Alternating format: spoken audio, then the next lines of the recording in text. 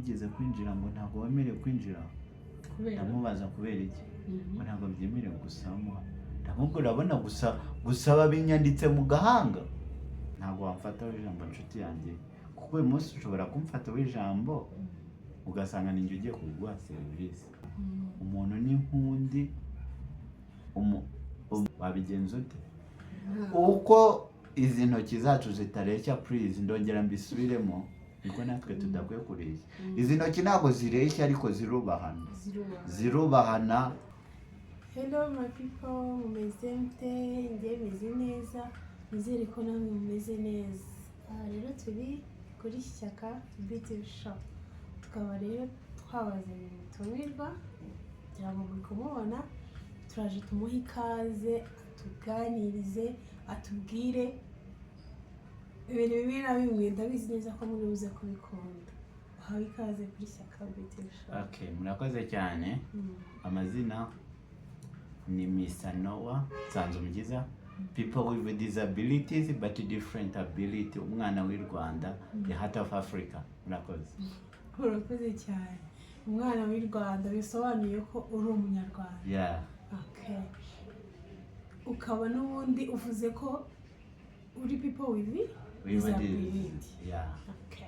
Ku bantu batabyumvise se wadusobanurira mu Kinyarwanda? Okay, people with disability ni ukuvuga ni umuntu ufite ubumuga. Twibukiranye yuko batavuga umuntu bana n'ubumuga kuko umuntu abana nicyo yishimiye of course. Yeah. Okay, ni umuntu ufite ubumuga. Yeah. Ese watubwiraho gato ku bumuga ufite? Ni ubw'ingingo, ni ubw'iki? Ufite ubuhe bumuga? Okay, murakoze cyane. Ubumuga bwanjye ni ubumuga bw'ingingo. Ubumuga bw'ingingo. Yego. Okay.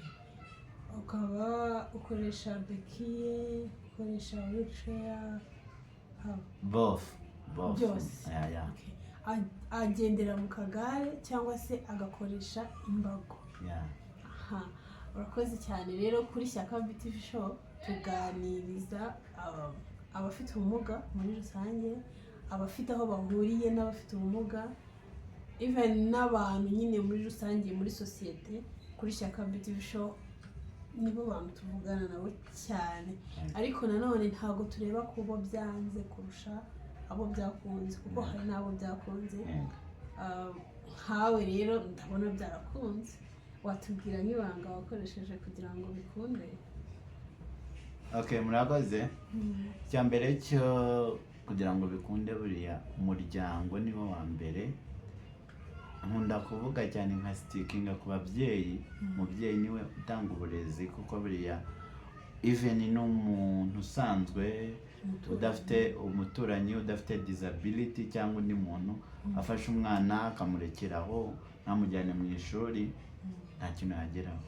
Rero it was a blessing, ndavuga yuko byabaye blessing kuko umubyeyi wanjye yajya acecekerwa, ariko niyo mpamvu mvuga ngo it's a blessing kuko yaramfashe abona ko mfite ubumuga ntiyaheranwa n'agahinda njyana ku ishuri mu gihe abandi bamucaga intege. Ibyo wenda tukaza bigarukaho ubutaha. Agerageza no kunjyana kwa muganga, wenda nuko wenda mutari kubibona ariko nambaye appareil. Ego.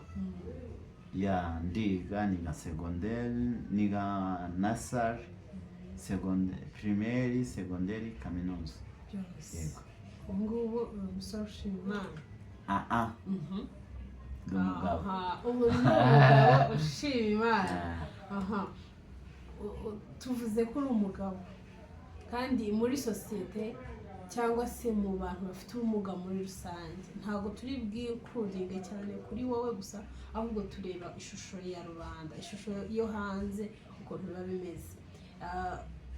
Ku muntu ufite ubumuga kugira ngo ugere kuri icyo gikorwa ubona byoroshye?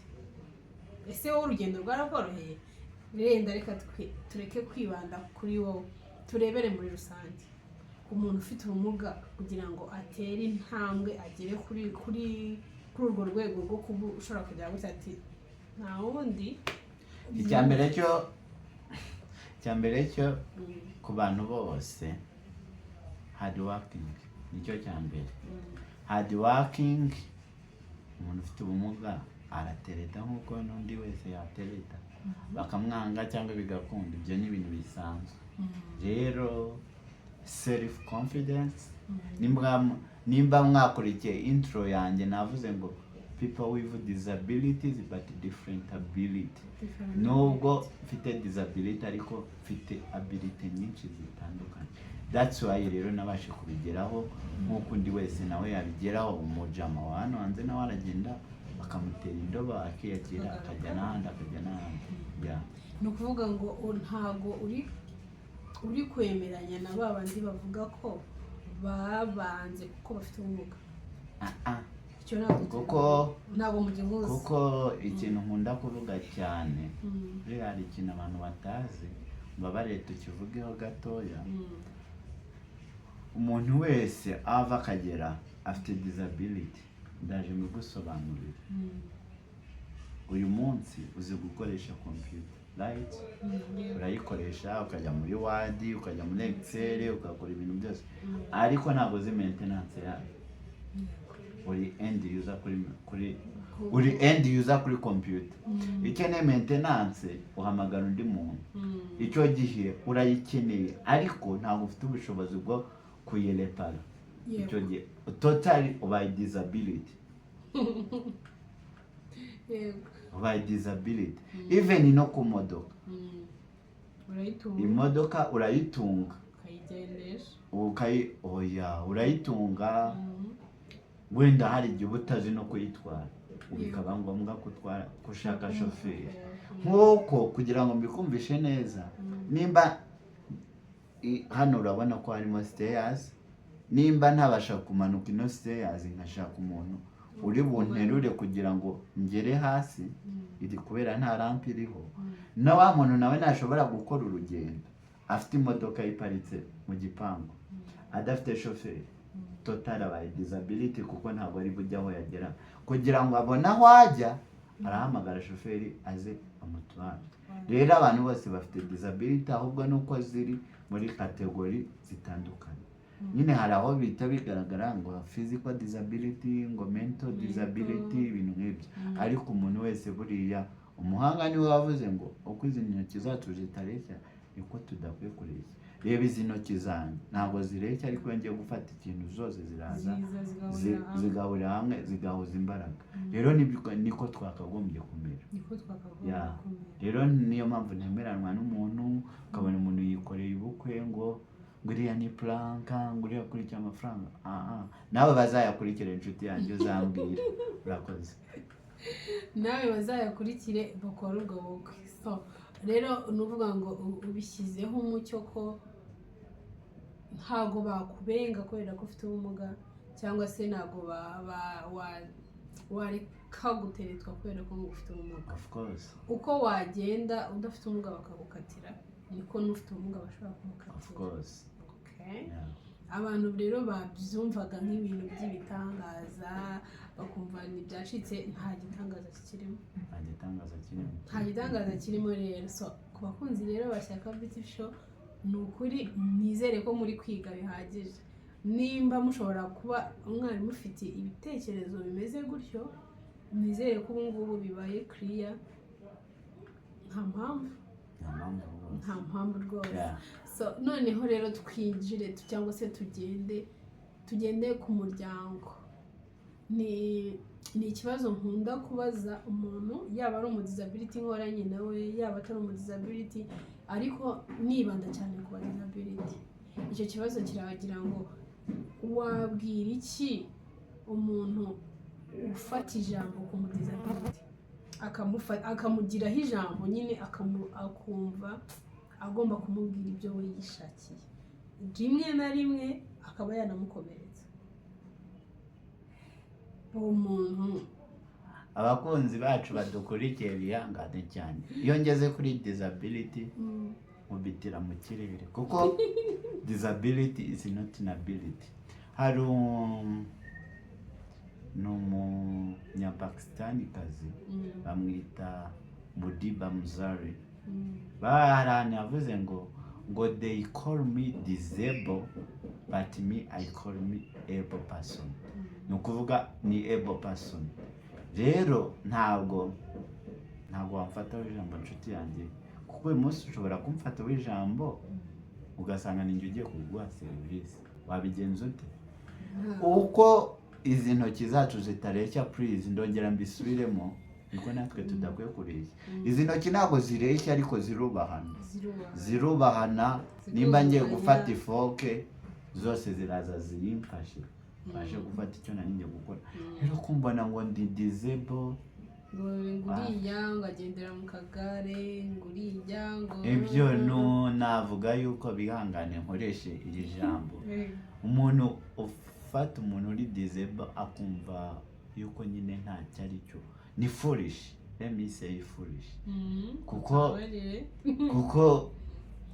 festival ndatekereza, nditunze, n'undi aritunze, wavukiye 9 mvukira 9. Nimba waragize amahirwe yo kuryama muri Belis, nshobora kuba narayiryamyemo kandi abantu bose ntabwo ariko baryamye muri Belis, ariko twese turiho. None se kuki twese duhurira muri Shira Umuteto? bagomba kubimenya. Ntabwo mbyumva, kuko rega nuko abantu batabitekerezaho cyane.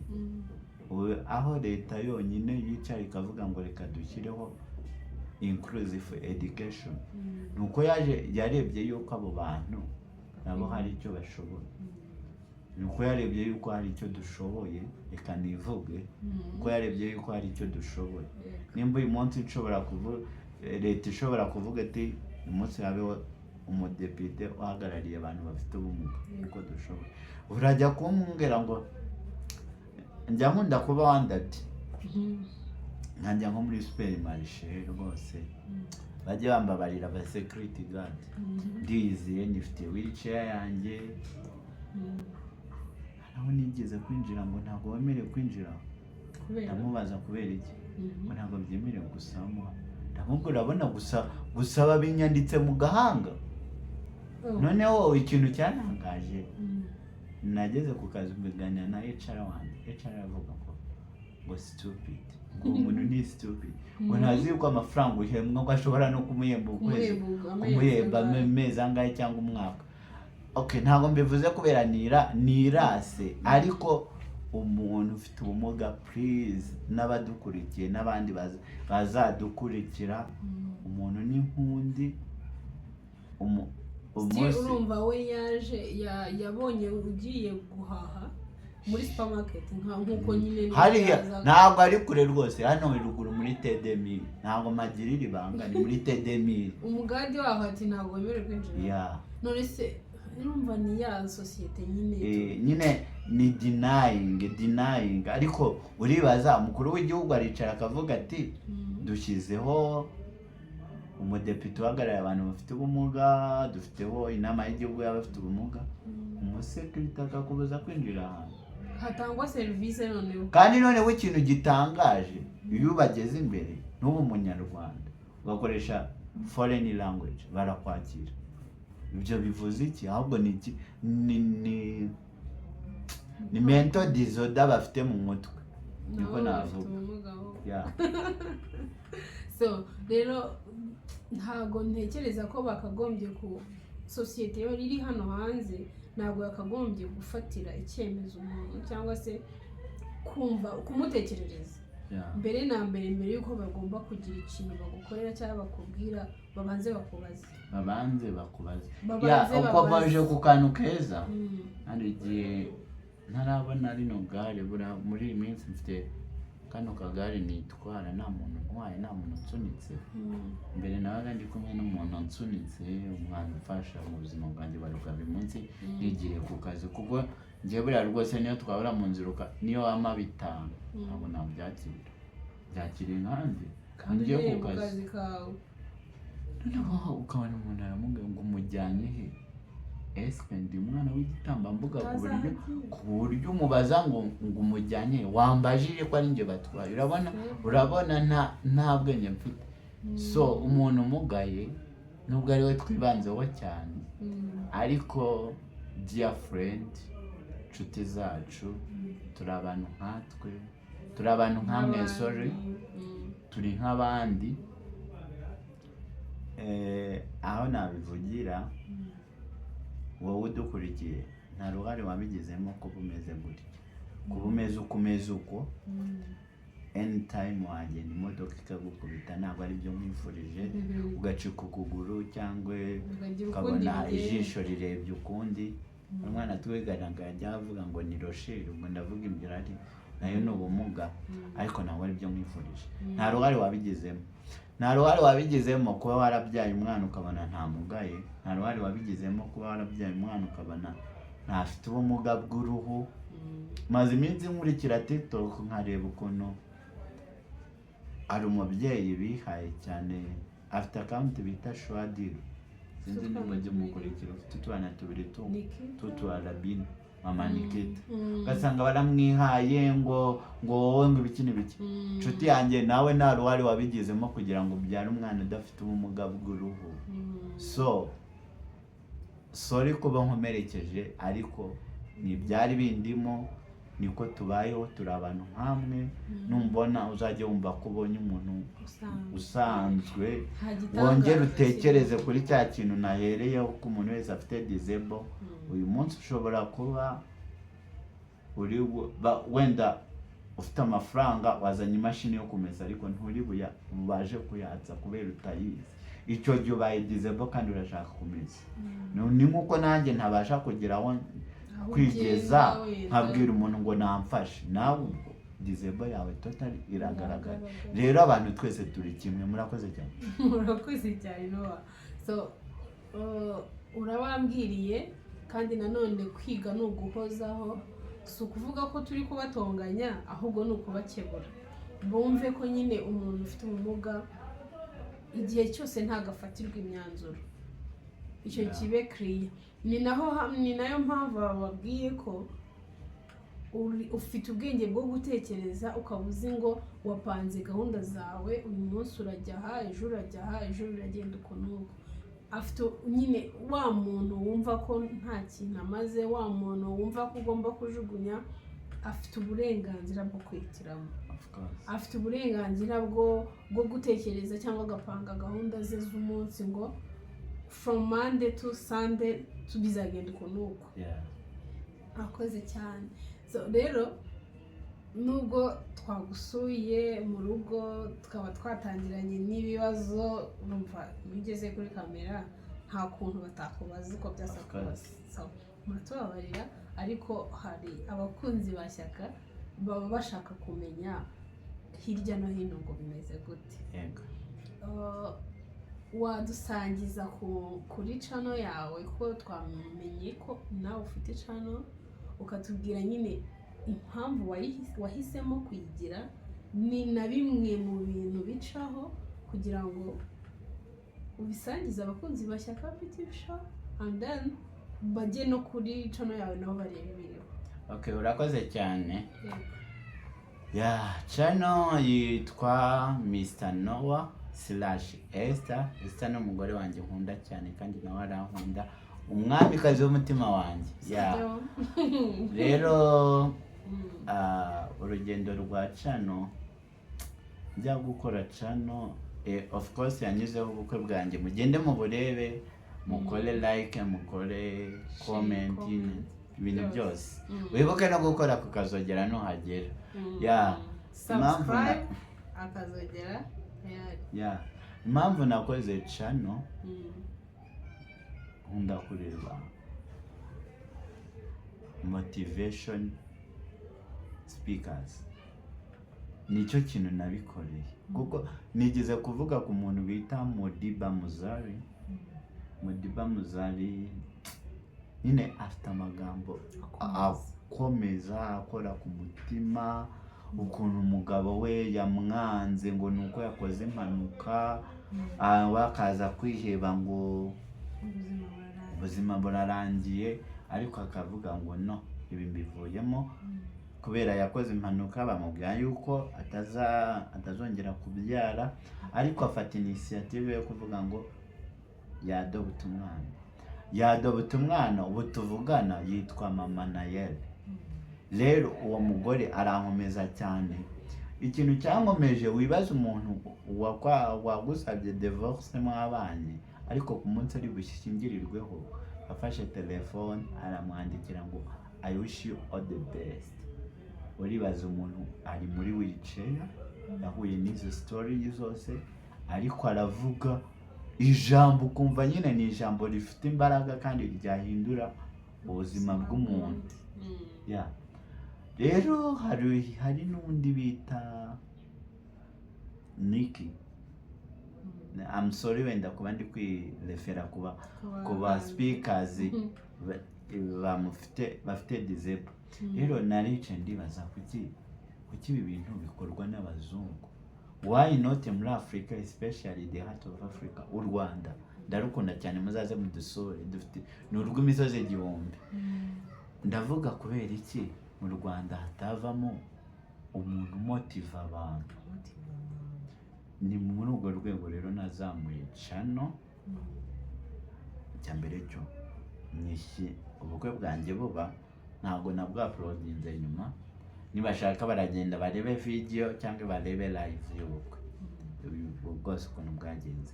Mu gihe abantu bavugaga ngo iriya ni prank, icyo byose nagira ngo nereke isi yose ko ibintu byose bishoboka. Nicyo kintu cyatumye nkora channel. Ikindi kintu nk'uko twabivuze nkunda kunyuzaho ibiganiro bisanzwe. Hari nk'icyo navuze ngo umunsi wawe uwuhishira iki, ndibaza hariho pate 5 uteganya gukora n'iya 6. Hari icyo navuze kuri types of disability, nacyo bagende bakirebe barabonamo ibintu byinshi. Hari icyo navuze,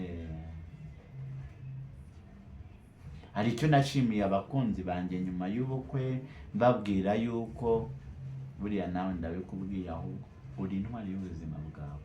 Ababyeyi bawe bakubereye intwari, ariko teme dufite kuri channel yanjye niyo kuba intwari y'ubuzima bwawe, ukaba ikiraro cy'ubuzima bwawe. Ya icyo nacyo wagenda ukakirebaho. Ikindi nabashyizeho ikiganiro kiriho kivuga ngo tugiye muri spiritual life. Ngende mu Adventiste umunsi wa 7 akenshi nangiriza isabato mu rugo. Rero iyo tuyitangiye ubu turi kuri topic ivuga ngo kubaho unyuzwe, naho hariho part 1 mwagenda mukakireba.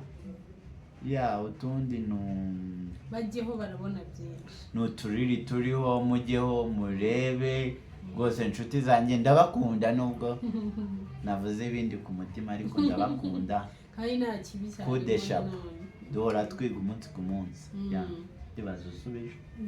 Yego ndasubijwe kandi urakoze kubisobanura neza. Ubahaye mu bwino kuri channel yawe, ubahaye ubwino cyangwa se ubahaye ni nka sample y'ibiriho, baze kujyaho bagukurikire barebe ibiriho.